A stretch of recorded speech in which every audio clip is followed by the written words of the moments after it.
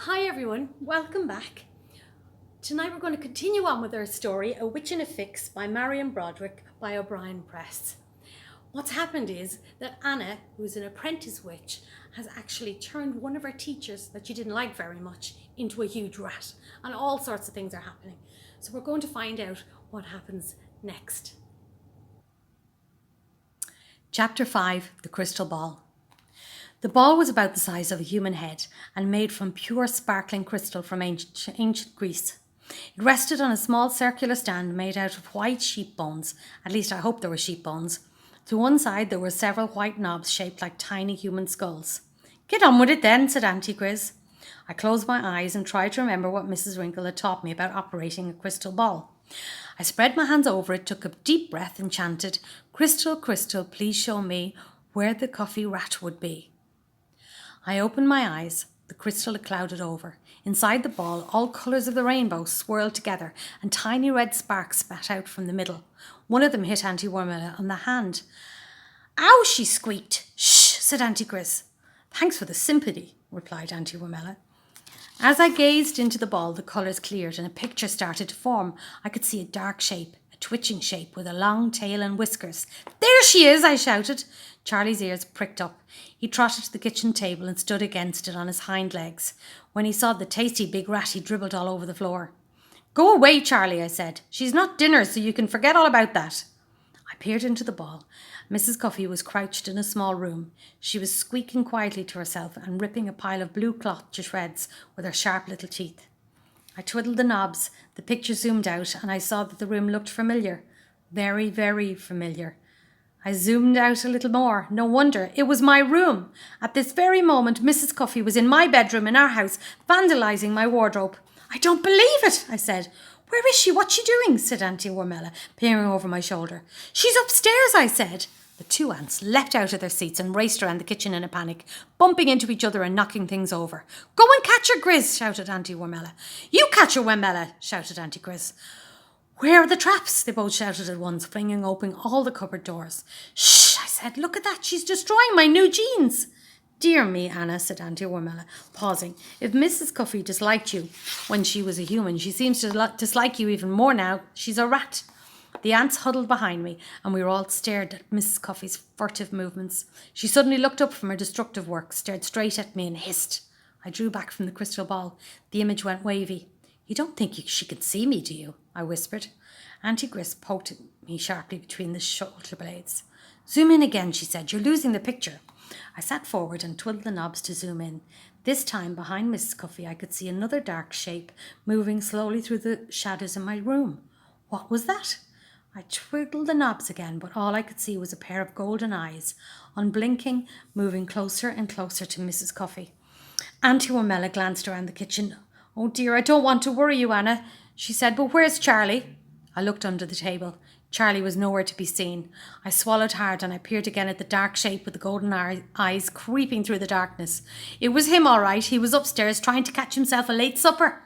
Mrs. Cuffy suddenly stopped what she was doing. She twitched her ears and looked over her furry shoulder. At that moment, the crystal ball went cloudy and the pictures disappeared with a loud pop. Chapter 6, Missing Teacher. The next morning, I sneaked into assembly late. "Anna," whispered Mary, beckoning me over, "I've saved you a place." I slumped into the seat beside her. There was a lot of activity in the school and there were police officers wandering about, but I was so exhausted I could hardly take it in. I'd been running around the house and garden half the night calling Charlie to come to me and trying to catch Miss Cuffy before he caught her. I failed at both. When Charlie finally appeared, it was after midnight and he was waving his tail and licking his chops in a very suspicious way. Mrs. Cuffy had disappeared again, leaving what once had been my new jeans in a pile of rags. I hardly slept a wink after that, and by now I was panicking about whether Mrs. Cuffy was alive or dead. This was all getting out of hand. As usual on Tuesday mornings, it was assembly. Mrs. Winkle's large blue-suited figure stood at the stage at the front of the hall. All the staff sat in rows behind her. She raised her hands and looked very serious. "Good morning, boys and girls," she said. "You may have noticed that the police are in school today." A buzz of chatter rippled around the hall. "This is because our caretaker, Mr. Cuffy, has reported that Mrs. Cuffy did not return home last night," said Mrs. Winkle. A gasp went around the school. Mary nudged me and I sank further into my chair. I expect you to answer any questions the police may have and give any help that you can, said Mrs. Winkle. Mr. Cuffy, could you say a few words, please? Mr. Cuffy got to his feet and came to the front. He was a wiry little man with a flat nose and bright red cheeks. He looked like he was ready for a fight, but then he always looked like that. Mrs. C was due home at 4:23 p.m, he said. When she still hadn't appeared by 4:33 p.m, and I might add there was no sign of my dinner, I took the obvious course of action. I rang the police. As he was speaking, I was distracted by a rustling sound at the side of the stage. My tired gaze wandered over to the red curtains. They seemed to be moving by themselves. To my horror and relief, the next thing I saw was a whiskery, pointed nose sticking out from underneath. It was Mrs. Cuffy. An excited ripple went around the whole school as row by row the children spotted her creeping out from under the curtain. It wasn't long before everybody erupted in screaming and pointing and laughter. "Silence!" shouted Mrs. Winkle, holding her arms aloft, but it was no good. Mrs. Cuffy shot right across the stage and all the teachers hopped on their chairs. Even though she'd seen the rat before, Mary squealed louder than anyone. But when Mrs. Cuffy got to Mr. Cuffy, she stopped and stared up at him. She stood on her hind legs, put her hands on her hips and tapped her foot impatiently. Mr. Cuffy, not knowing that the rat in front of him was, in fact, his wife, became extremely angry.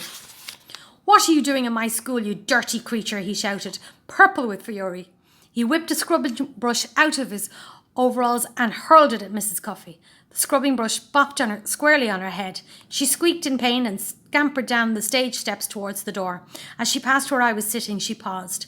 She lifted her ratty little paws to the side of her head, waggled them about and blew a big fat raspberry right at me. Then she turned and raced out the door into the playground. Mary grabbed my arm. "That was the same rat we saw," she said. Don't see whiskers like that every day." She looked at me out of the corner of her eye. "What's it got against you?" I didn't answer. This was embarrassing. It looked like Mrs. Cuffy was deliberately trying to get me into trouble, and succeeding. I caught Mrs. Winkle's eye. She was staring straight down at me from the stage and frowning.